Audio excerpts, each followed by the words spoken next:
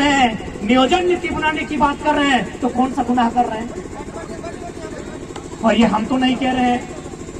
इस देश के पूर्व CBI chief justice of India M Hidayatullah का एक स्टेटमेंट था कि यदि राज्य चाहे तो अन्य राज्य जो विकसित राज्य है उनके अभ्यर्थियों का इस राज्य में प्रवेश करने से नौकरियों में नियम बना सकते हैं।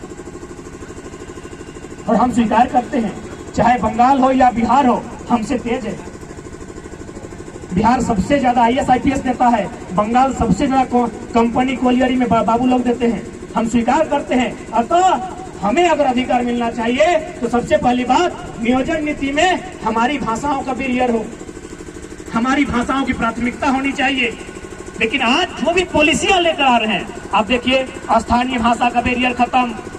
यदि स्थानीय भाषा का बैरियर खत्म है, इसका मतलब वो वैकेंसी किसके लिए? स्थानीय के लिए तो नहीं है। यदि स्थानीय भाषा का बैरियर है ही नहीं, तो वैकेंसी है किसके लिए? इन परिस्थितियों में यदि हम लोग आंदोलन के लिए बाध्य हैं, तो कहीं ना कहीं इसकी रिस्पॉन्सिबल राज्य की सरकार है। मुख्यमंत्री विधानसभा के भीतर रोते हुए कहते हैं कि लड़का लोग हमको मूर्ख मंत्री बोलता है। बजट सत्र का अंतिम दिन मुख्यमंत्री वही जो उनका सेंटीमेंट होता है कि हम आदिवासी का बेटा हैं, जिस प्रकार आंसू बहाना जानते हैं, मगरमच्छ का आंसू, वो बहाते हुए बोलते हैं कि लोग हमको मूर्ख मंत्री बोलता है। तो हम लोग प्रेस कॉन्फ्रेंस में बोले कि भाई उन्हें मूर्ख मंत्री क्यों ना बोला जाए, वही उत्तर दें। हम लोग 6ठी क्लास में पढ़े हैं कि एक सांसद, एक विधायक किसी लाभ के पद पर नहीं हो सकता है। आप अपने नाम से पत्थर का, खादान का, माइंस का जो लीज कैसे ले लिए थे? हम तो कोई गलत और असंवैधानिक बात आपको नहीं बोले। हम लोग 6ठी क्लास में मौलिक अधिकार पढ़े हैं, 6ठी क्लास में संसद का, विधायक बनने का तरीका पढ़े हैं कि कौन विधायक बन सकता है, कौन संसद बन सकता है। वो साफ लिखा है कि आप लाभ के पद पर नहीं हो सकते हैं। तो ये खादान का, लीज का जो कागजात है वो आपके नाम से कैसे है? इसलिए आज इस राज्य के हुक्मरान को झारखंड के एजुकेशन हब हजारीबाग से, गांधी के देश में, गांधी के मैदान से उन्हें खुली चुनौती होगी कि आप समीक्षा करें, गहन चिंतन मंथन करें।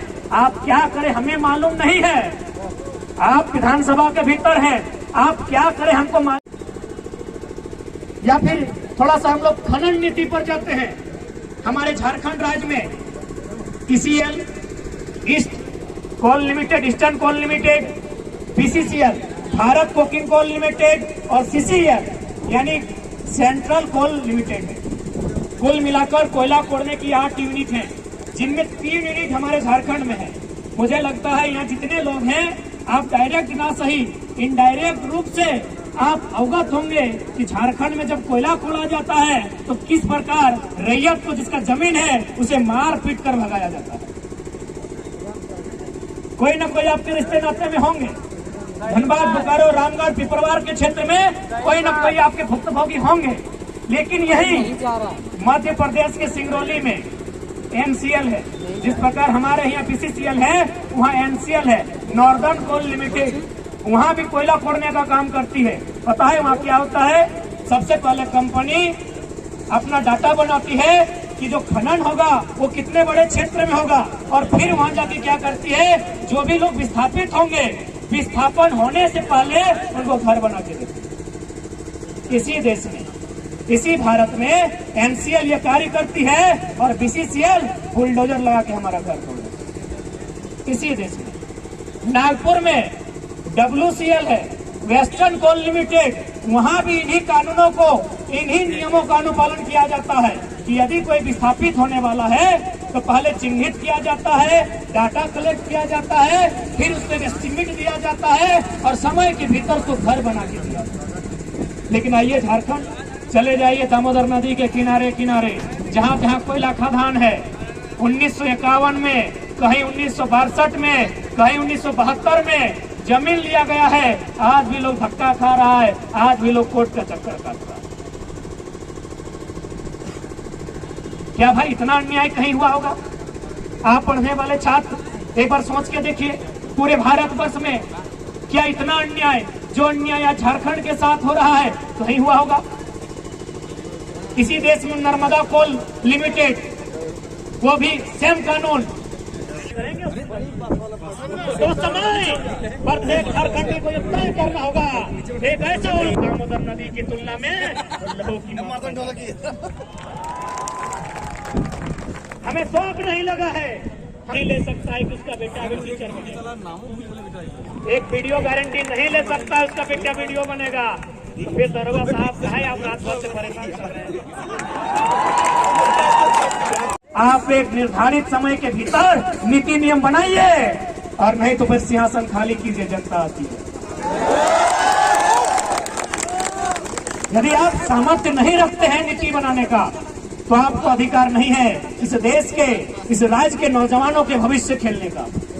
आप हमें छोड़ दीजिए, देखते हैं हम लोग बना पाते हैं कि नहीं। इसलिए आज लोकतंत्र के चौथे स्तंभ के माध्यम से मीडिया बंधुगण आए हैं, उनके माध्यम से राज्य सरकार और राजभवन तक संदेश देना चाहेंगे कि यदि वास्तव में आप लोग संविधान का अनुपालन करते हैं, अनुसरण करते हैं, तो झारखंड बना किस उद्देश्य के साथ है, झारखंड का गठन क्यों किया गया है, उस उद्देश्य की पूर्ति के लिए, इस राज्य के हितार्थ के लिए, इस राज्य के युवाओं के लिए, सुरक्षार्थ के लिए नियोजन नीति और स्थान नीति 15 दिन के भीतर बनाइए। यदि आप नीति नहीं बनाते हैं तो अच्छा कहिए या बुरा कहिए, वैसे भी अब क्या फर्क पड़ता है। यदि आपकी रांची की विधानसभा में नीतियां नहीं बनेंगी तो सादे कागज में लिख के ले लीजिए, हम लोग 2024 में जुमरा की पहाड़ में सरकार बनाएंगे।